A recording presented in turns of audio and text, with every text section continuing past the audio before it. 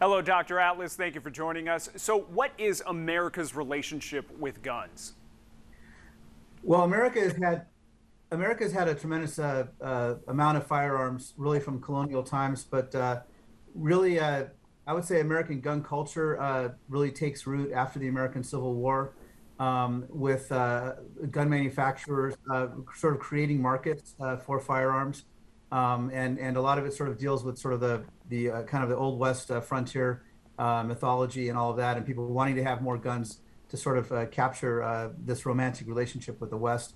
That really increased a lot of American gun culture. Today, by most studies, the United States has more guns than people.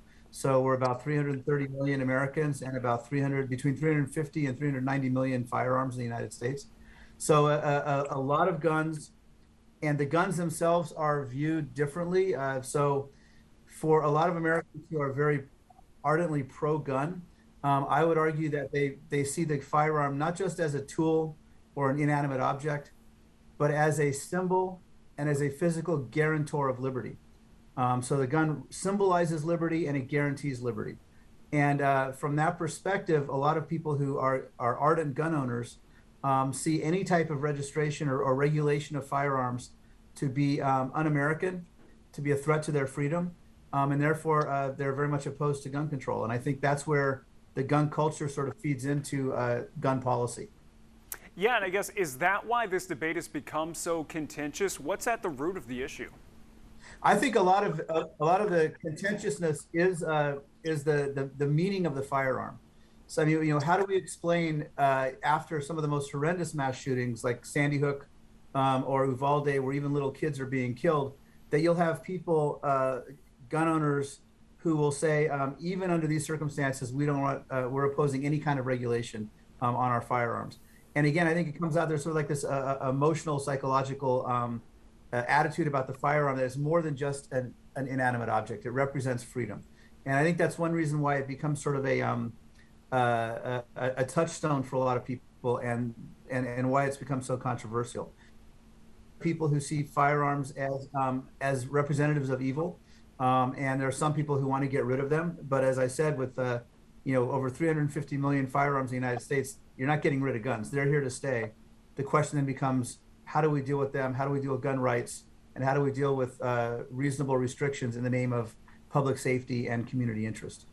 Well, and as you mentioned, a lot of today's debate right now is centered around tragic mass shootings, and I don't want to minimize kind of the impact and the immense amount of emotional stress and actual harm that's put on America, but that is the anomaly. So how would reframing the conversation around gun control help reduce the tens of thousands of gun-related deaths in America each year? That's a great question.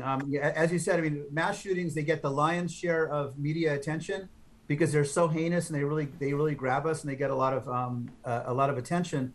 But we're averaging over 40,000 gun deaths a year.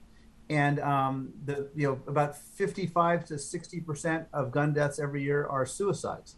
And then we have a lot of gun deaths that are not mass shootings, but are like one-on-one type things. A lot of them are related to street crime and things like that. And then in addition to gun deaths, we have a tremendous amount of non-fatal shootings. So I think in terms of how do you address this, there's no single cause for gun violence. There are multiple causes, and there's no single, pardon my pun, magic bullet to resolve it. Dealing with firearms as related to suicide might lead to certain types of policy discussions that are different than, say, someone using an AR-15 to commit a mass shooting, or an accidental shooting, or a kid getting hold of a gun that should have been stored safely in the home. These are all different things that can be addressed if people of goodwill are willing to talk about it. And that's part of the problem, that we don't seem to have that type of discourse.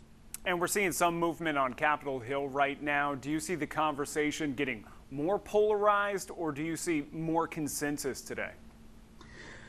The consensus that we're seeing in the Senate discussions is around certain types of legislation that don't actually touch on the firearms themselves. And I think that's one reason why you were able to get 14 Republicans, including Indiana's Todd Young, to sign on to moving the bill forward.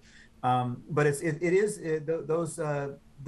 elements of that bill will address certain things that could positively impact on reducing gun violence.